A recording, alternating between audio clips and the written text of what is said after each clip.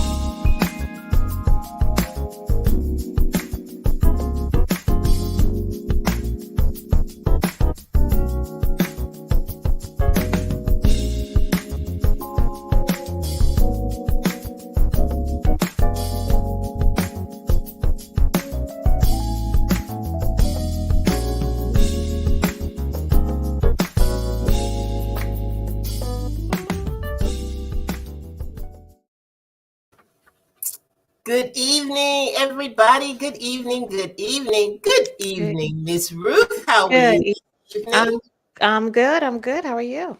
I'm great. I'm great. I feel good. Feel better than having a long time, so I'm feeling good Awesome. tonight. But we got a man down. Got I a know. oof, man down. Man down.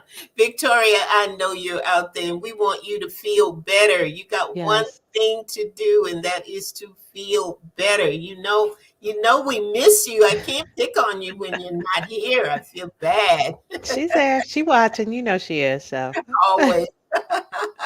We're gonna try to do a good job for you tonight, that's right. Victoria. Hey there, Kim. Good to have you online tonight. Good to have you. And we've got Linda Cooks. Good evening to you, Linda. Glad to have you online tonight. And Angie O, our South Carolina connection. Good evening hmm to you. Glad to have you on. Victoria said, I am here. Miss being there, but I tell you what, as long as we know that you're out there, we know we got it. We got it. It's a wrap. It's going to be a good show, and we have a wonderful guest who's going to be on with us tonight, who has quite a story to tell. When I say quite a story to tell, I mean that. So this is a show that you really want to share. We'd like for you to share all of the shows when you come on, Absolutely. but this one is really quite special, I believe, and we would like for as many people to hear it as possible. So if you have someone that you want to share it with, now would be the time. Now would be the time, because we are getting ready to start with our week in hmm review, and I am going to let. I'm gonna let Ruth go first. Ruth, what's happened since Resurrection Sunday to now? What's been going on in your world? A whole lot of work, actually. So, here, the fun part, I got voluntold to work on our podcast at work. So, Ah, yes, so I work within the judicial branch of North Carolina government, the Guardian Ad Litem program, and they have a podcast, All Things Judicial, and Oh, it's pretty much just what it sounds. So we had the opportunity to highlight some of the work that we do, and I was volunteered to put the outline together and to host the show. So actually, next week you'll be able to catch me not just on this show, but also on All Things Judicial. So yeah, awesome. yep. Awesome. It went really well. It went really well. I was proud, not just of how it went, but also the guests. They did great. So yeah, Hey, hey, hey, hey. I know, right? Yeah, when is it on? And can we catch it? I mean, when Yeah, no, absolutely. Anywhere you can get down a podcast. So cool. you can go on Spotify or Apple or like I said, anywhere. And it should be a free download. So on Wednesday, the episode will be airing. It's for the Guardian ad All litem. right, All all things judicial. Yep. right. What time? I think you can download it anytime after like 9 a.m. or something like that. Cool. Yep. Awesome. Awesome. Boy, I tell you, it's always good to get into new things, and that is certainly a new thing. And that sounds good. And I'm glad that you're able to do that. I don't have anything exciting from last week. I have no exciting podcasts or anything like Well, the train is doing well. So those of you who have gotten it, and had a chance to read it, I do want to hear from you. Let me know absolutely. what you think about the book. And for those of you who haven't, be sure that you do get your copy and share it, share it, share it. We're good about sharing stuff here Mhm. on Authors Up. We want to share the stories from our authors and everything else we can think of. Victoria has posted All Things Judicial after 9 Thank you. a.m. Yes, yes, yes. Victoria is our queen of PR. So she helps us get all the news and everything out there. I had an up and down week when it came to exercise. I did Oh, some indoor things. Did some outdoor things and mapping out new pathways to get some walking in. So I was glad I did manage to do that a few days, not every day. I didn't do every day, well, I mean, but I as did long as get you're getting out there. around. Yeah. Yes, yes, I did get out there. Mhm. Each day I go a little bit farther. There you So go. glad There you about go. that. I'm happy to be able to do that. We're working on some infomercial material for ALH Broadcasting, and we've Mhm. got things coming up for our Mother's Day broadcast. Well, be in 2 weeks. Wow, time Yeah. is going Do by so we? fast. Mhm. So it will not be a live. It will be a recorded live, but we still want you to come. We still want our listeners to be here. Absolutely. It's always going to be some fun, always going to be some laughter, always going to be some poignant moments. But hey, hey, hey, we love you out there, and we want to share everything we do with you. So you guys know the drill. You know what to do at 7 p.m. on Sunday. So maybe we can be part of your dessert for, for that Sunday evening and have a good time. But we have a wonderful guest. Wonderful guest. We met her for just had a chance to talk to her for just a few minutes before the show began tonight. So I know that this is just you're going to enjoy her. I know that we enjoyed her for just the few minutes that we were together. So I'm looking forward to having her talk with us some more. So Ruth, why don't you start by giving us a little bit about her bio, and then I'll follow up and we'll move forward from there. Absolutely. So Nicole Bell grew up near Boston and earned a bachelor's and master's of science in materials science and engineering from MIT and a master's of science in biomedical engineering from Duke University. She currently lives near Raleigh, North Carolina with her 2 children and her dogs. But she is not only a mom, she's a successful entrepreneur, that word again, who has advanced her professional career as an engineer and program manager. She became an executive in a fast growing medical device company where she built a world class team of surgical robotics. But in 2017, Nicole's husband was diagnosed with a devastating disease, and she was forced into her most challenging roles yet, that of caregiver and medical proxy. Unsatisfied with the doctor's answers, Nicole set out on a journey using her engineering mindset to search for the root causes of her husband's illness. She eventually found them and sought treatment, a process that changed her and her entire family. Mm. Um, So after the break, I'm going to be formally introducing you to Nicole as we will hear about her book, What Lurks in the Woods, which documents their journey through the medical minefield as they search for answers and treatments. Stay tuned.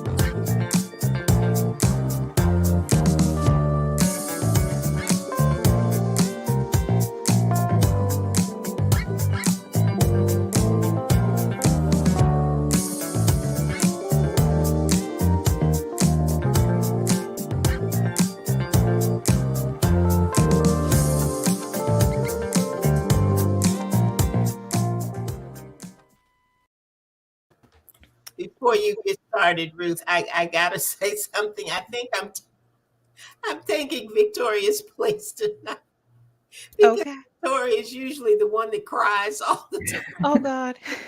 She's the one that cries all the time. So I'm taking your spot, Victoria. I just got kind of filled up there for a minute. So you guys have to just love on me anyway. But it's that kind of story and that kind of night, I'm just gonna stop right there before I really start bawling. But go ahead, Ruth, and introduce Okay. our guest to all of our listeners out there tonight. Welcome, Nicole. We're glad to have you on the show. Thank you. I'm happy to be here. So awesome. Okay, on that note, we will get started. You have an incredible book. It's called What Lurks in the Woods. And honestly, when I picked up the book, looked at the title, I wasn't sure what to expect. But as I started reading it, I was wow. Hmm. Tell us about your book. Well, it's about my journey with my husband's illness. I had no intention of writing a book, right? I think it's always been something in the corner of my mind, but never really quite knew what I would write about. But when my husband became ill, it really took over everything in my life. And I had to figure out how to deal with it. And so I started by journaling and kind of, trying to get it out and sort through all the crazy emotions and, the things going on in my head. And then as our journey became more and more interesting as we went through his medical diagnosis, then I realized that I needed to process it. And then, I wanted to get through it and share the story with my children. And then eventually I realized I wanted to share it with other people because we had learned a lot along the way. And I wanted to help others so that they didn't have to go through the same mess that we had to go through. All right. So, let me ask this. Often we, as you go through the book, you write about certain regrets that you felt. And oftentimes, we pour ourselves out on the page. Sometimes maybe we feel like it's there, it's out of me, it's on the page. Is that something you deal with? Is that something you dealt with? You felt that, that was a healing process for you, or what is that something you still have to battle? Yeah, I mean, grief is an ongoing journey, right? But I think that getting it out on the page through journaling in the first place was kind of that first level of relief to get it out somewhere other than my head. And then going back through my journal entries and then organizing it into a story to make sense of it was a whole nother level of healing, because as part of that, I went back, I thought about our journey, I tried to learn from it, put it together in something that made sense. You know, the story and his illness, it was so much chaos. And as you said in the intro, I'm a program manager. I like everything to be in its little place. And so the ability to go back through and learn from it and try and put it into a story that made sense and that I felt comfortable with was huge. And then finally sharing it with others, because I had isolated myself as so much because of the illness. And I felt like getting the story out there was the only way for people to really know me again, because there was so much that had happened. You can't explain it in, you know, a coffee conversation. It was just something that I knew that if anybody was really going to understand me, then they had to read what we had been through, because it was just such a pivotal kind of, you know, crucible moment for me and my family. Mm-hmm. Okay. Mm-hmm. So how's the response been to your book? It's been overwhelming. I think, you know, really people have been extremely gracious with their kind words and their feedback. And I think that the thing that has been the most touching is just the letters that I get from people, whether it be about sharing our story and the vulnerability that I shared in the book, and then them really connecting with that, saying, you know, oh, I felt all of these emotions and I didn't know what to do. And I think it's validating for them to know that other people are living the exact same quagmire that they're in, because you feel so alone. And then so many others who have reached out with their chronic illness journey, and they know that they have an illness and they know that there's something going on, but doctors aren't helping them and they feel like they're gaslighted. And there's just so many emotions that people connect with that it's just been really heartwarming and validating, because people, you know, like I said, people feel like you're alone. You tend to isolate yourself when you get into really difficult situations. And so knowing that you're not alone, other people are on the journey, and then having them reach out and share their stories has just been really humbling. Wow. Nicole, go ahead, Ruth. No, you go ahead. I wanted to ask you how much time passed? How long was it before you went from something's not quite right to understanding what was really wrong? How long did that take? So I think that I really started noticing that something, I mean, well, it depends on when you think something is wrong. I noticed mood changes in my husband well before I realized he was sick. I thought he was depressed. I thought he had retired early to help take care of our children, because he was older than I was, but we had very young children. And so he was going to step back and be Mr. Mom. And I thought that he was just unhappy. He had always been this high-powered executive and done really well. And he was home all the time. And, you know, two young kids can be super stressful. And so you blame it on other things. We went to therapy. It didn't seem to help. But then it was in about 2016, the middle of 2016, when I started realizing that he was having memory lapses and that he was forgetting things. And he was literally the most brilliant man that I've ever met. And so for him to forget basic things was very uncharacteristic. And then we started in our journey with the medical community, but it was another year and a half before we finally figured out what the root cause was. And that was a challenge, because he was very sick. Even by the time I realized it, he was already classified as having late stage disease. So he was diagnosed with early onset Alzheimer's disease. And that was something that just didn't make any sense to me, because he was only 60 years old. He had no genetic predisposition. He was extremely active and ate, you know, very healthy. All the things that they say to do for brain health, he was doing it. But yet he was, you know, losing all of his cognitive capabilities. And so by the time he got classified with early onset Alzheimer's, they actually said that it was late stage disease. So we were already really far advanced in his disease. And so, you know, we kept digging and came up short again and again and again. And then finally we had figured out that a lot of the root cause was due to infection and other toxins, but that was a good 18 months later. Wow. Yeah. Wow. Ruth, you were getting ready to ask Nicole something, and I kind of broke in on you. No worries, no worries. Do you continue writing now? You're So journaling? I continue to journal, which I think Mhm, has become kind of a coping mechanism for me, and just also I really enjoy it. And then I've also done a lot of articles to share our story. So no. my husband's illness was caused by tick-borne disease. So he actually had Lyme disease, Bartonella, Babesia, and he had some heavy metal toxicity that went along with it. And so Mhm, I've become an advocate for patients in that space and have been writing short articles to help raise awareness of the linkages between these diseases and chronic illness, these diseases and dementia, and mhm, just things that people, I mean, they're not aware of. Every time I talk to somebody and I say, well, my husband had Alzheimer's due to tick-borne illness, they look at me like I'm crazy, but it's a mhm. thing and the research is there. And I think a lot of people are starting to come around to it, but so many people just don't think that. And I didn't. I had no reason to think that until I was forced to, because it was right in front of my face. Right, right. Do Mhm. you, articles aside, do you think you'll be writing another book? I don't know. People ask me that, and I say, I sure as heck hope not, because because I don't want to live a scenario like I did, like that. Mhm, But I have realized how much I enjoy writing, and I have realized how much sharing the story and connecting with other people has been so rewarding that I right, wouldn't say, anything's off the table. I definitely think that I'll continue to write, more short right. form articles, but whether we have another book in me, I think we have to, remains to be seen. Okay, okay.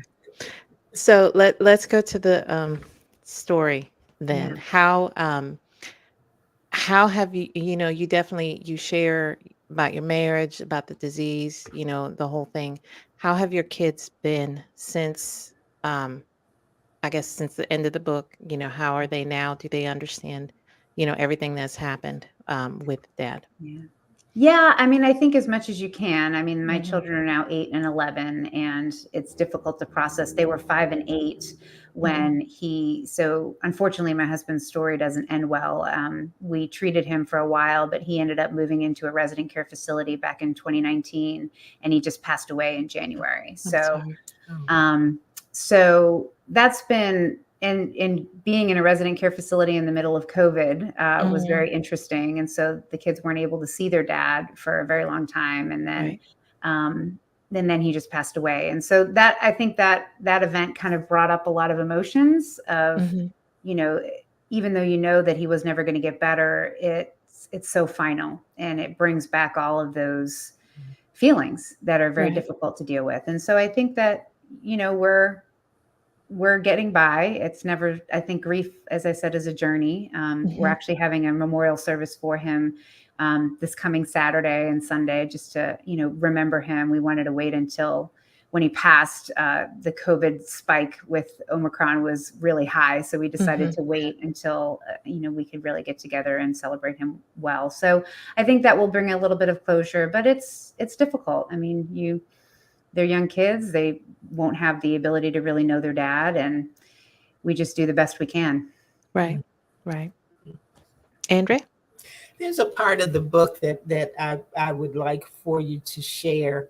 Um, and we talk about it a little bit. So if you're comfortable sharing it, fine. And if not, there may be another piece of the book or part of the book that you would prefer sharing.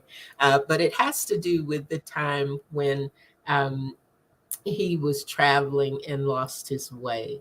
Yes. And as I mentioned to you when we were talking about losing your way, can mean different things to different people.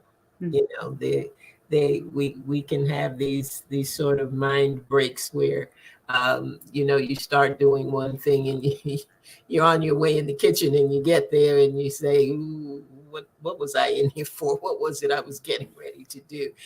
Those kind of short term I lost my way things.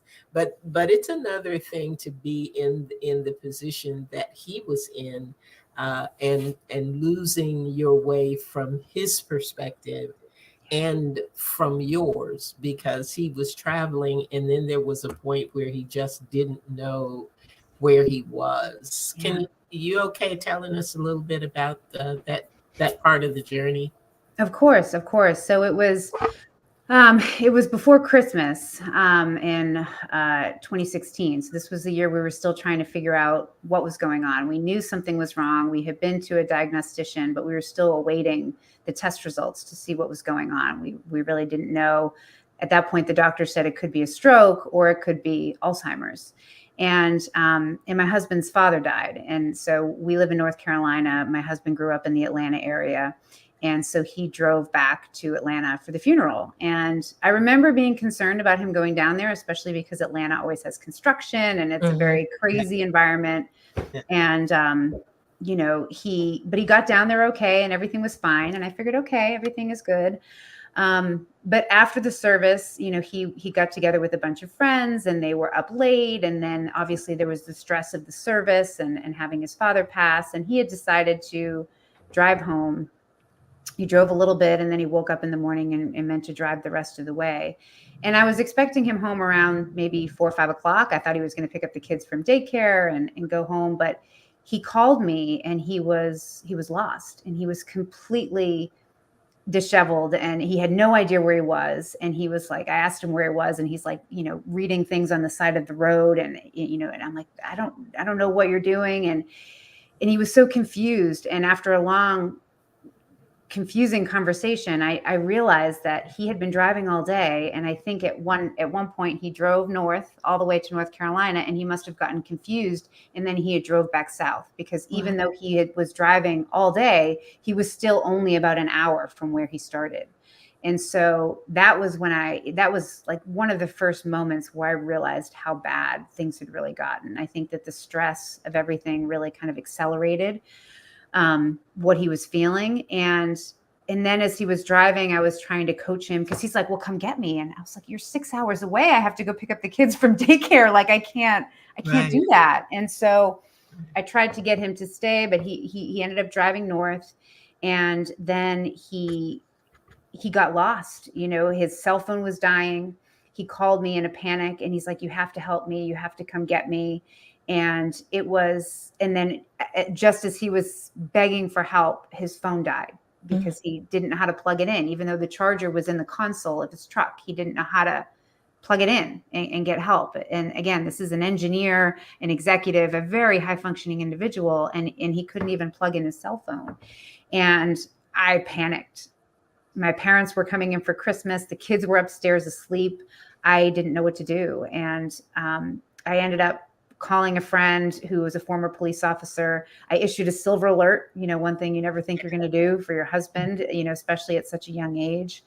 And we ended up, my friend, the former police officer, ended up finding him at a hotel and we had to go get him because he was, like you said, he was completely lost. And I remember when I opened the door to the hotel room, he had actually gotten to a hotel and was staying overnight. Fortunately, he didn't drive off and completely get even more lost.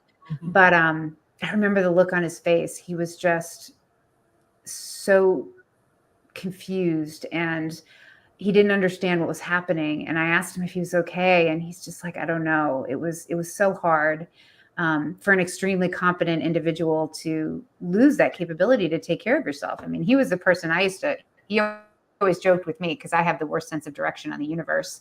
And he would laugh because you could drop him in the middle of anywhere and he would figure it out. And he had gotten lost on I-85, one of the very basic routes. So that was a moment when I realized that we were in a lot of trouble and that he was further along than I had thought. Let me ask you this. And Ruth, you had submitted a book of yours in a contest, I believe, that for screenwriters or something. It was a book that people were looking at from that perspective. I don't, Nicole, and I could be wrong, Ruth, you can correct me, or one of our listeners if you know. I don't recall seeing many things either through docuseries or whatever about this issue, about this about what happens in these scenarios in the real world, in the real world. And we've asked you about journaling, but have you thought about taking that one step further and exploring that possibility? When I read things, I see things. I always, when I read Ruth's books, I can see the person at the side of the road. I can see, and I can see uh, your husband. I can, Yeah.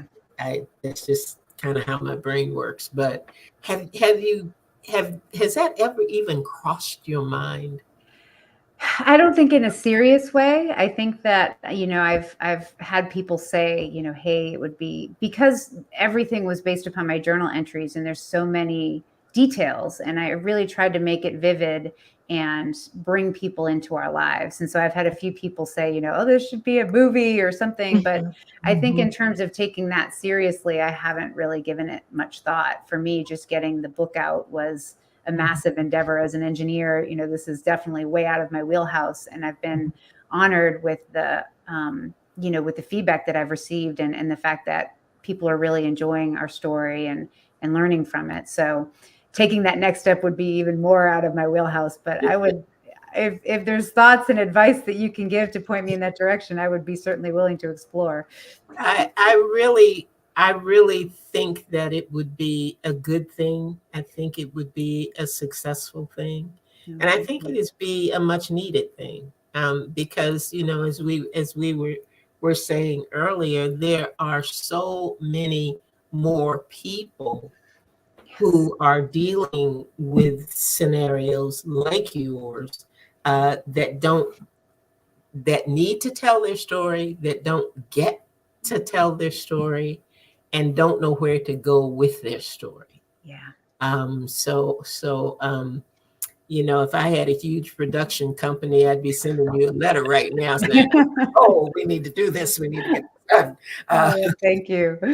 But I really hope that you will be able in time, because I think there's a lot going on right now that you probably still have to process and probably still are going through and feeling and all of those emotions. I know what it's like for me, and I just read the book.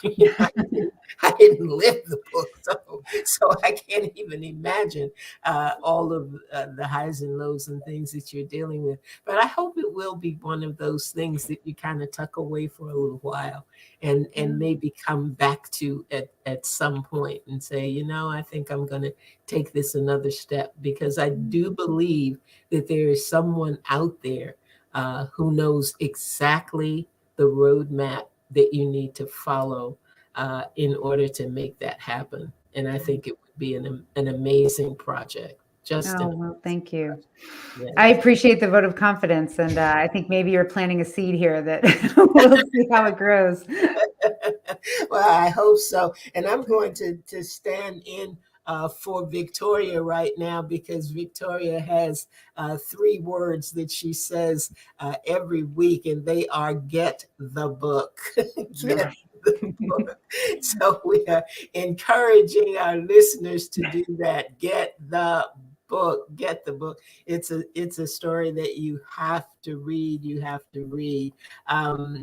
Yeah, Angie's saying it's much needed, would help a lot of people, and you've got an Authors Up fan club here, so we're we're kind of gently nudging you into that space. So I really hope that it will be something that you will take seriously, and if it is to be, it'll come back to you.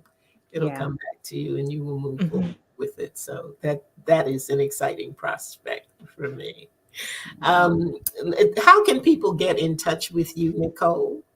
So I have a website. It's NicoleDanielleBell.com, which there's email address there. I'm also on both Facebook and Instagram as Nicole Danielle Bell.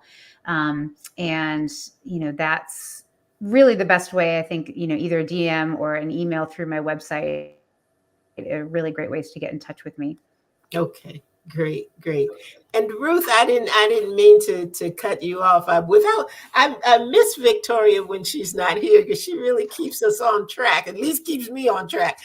So you got to feel better real soon, Victoria, so you can come back and help me out, girl.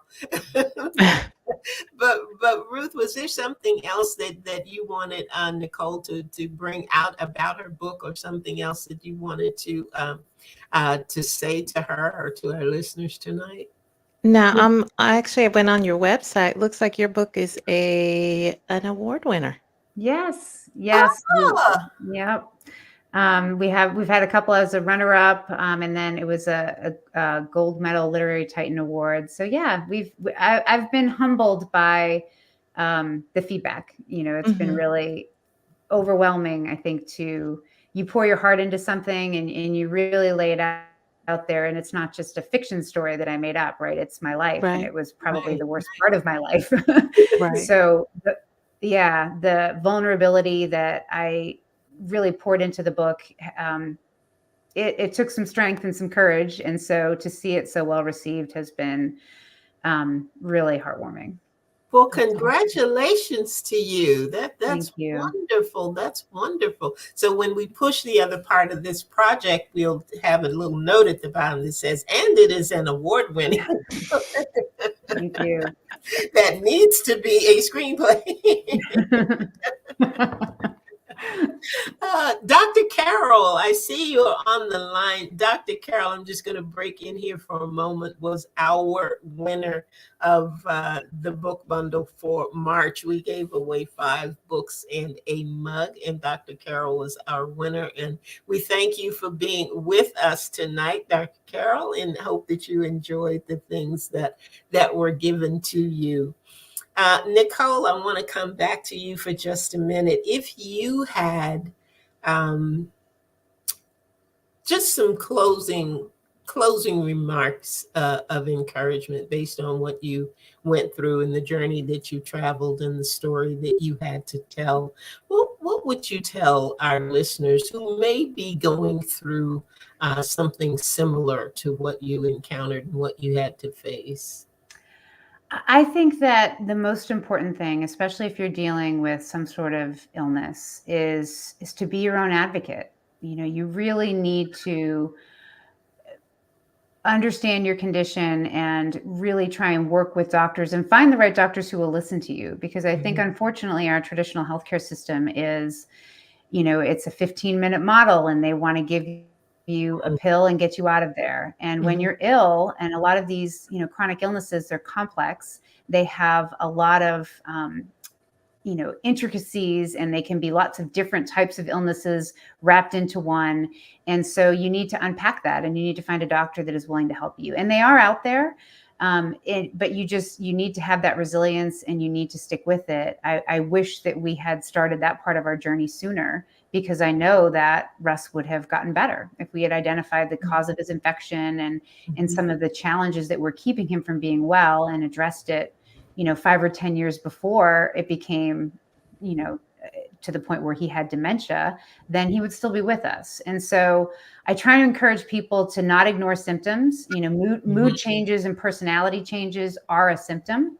And I think a lot of people brush them off. If you're depressed, if you're anxious, if you're having, emotions that are different from, your standard baseline, then you need to pay attention. And, therapy is great, but a lot of times that there's also underlying conditions that you might need to explore with a doctor. And so those were our first warning signs. And unfortunately, we didn't listen to them. And it became a point where it was too late. And so now I really think of health much differently and try and understand at a really fundamental level, how am I doing? How is my family doing? And really be in tune with your body, and make sure that we're living the best that we can, because without your health, you can't do anything else. You can't be in service to anyone. You can't experience joy in the same way. And so that's fundamental. It's my highest priority and value, is to make sure that my family and I stay healthy. Well, I tell you what, Nicole, that is some wonderful advice. And for whatever reason, we sometimes back away from having the courage to confront the things that we see, even when we don't understand. And those words will resonate with me. Be your own advocate. Yeah. Be your own advocate. Have the courage not to stop. Have the courage to say what you see. You know, this is because there's something wrong here. There's something that's not right on this end, and keep going. Someone will listen. Yeah. Someone will listen.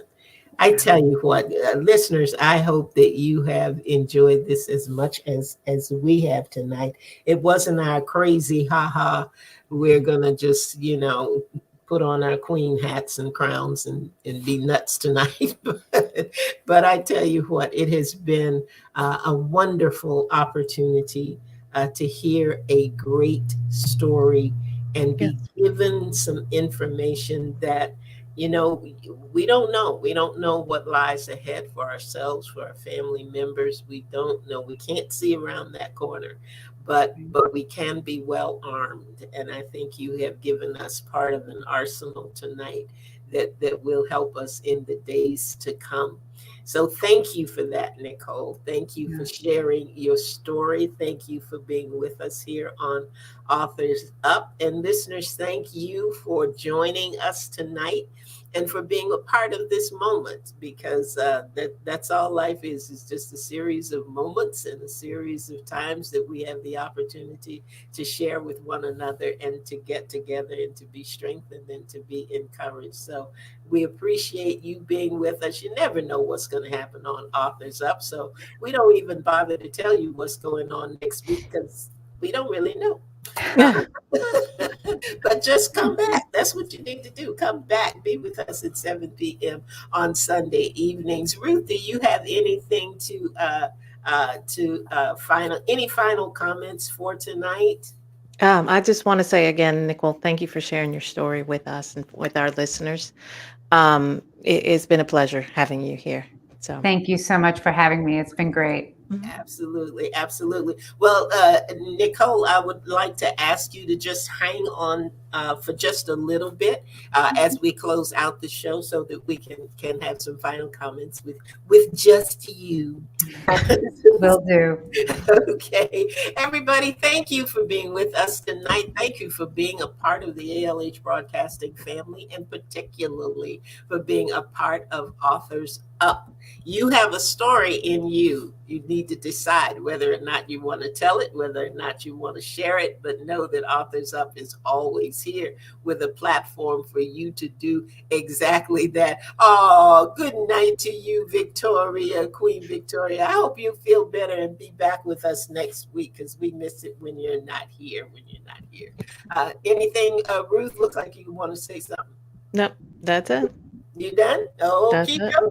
Well, that's it for us for tonight. Nicole, hang in there for just a little bit. And we hopefully will see you all next week right here at 7 p.m. for Authors Up.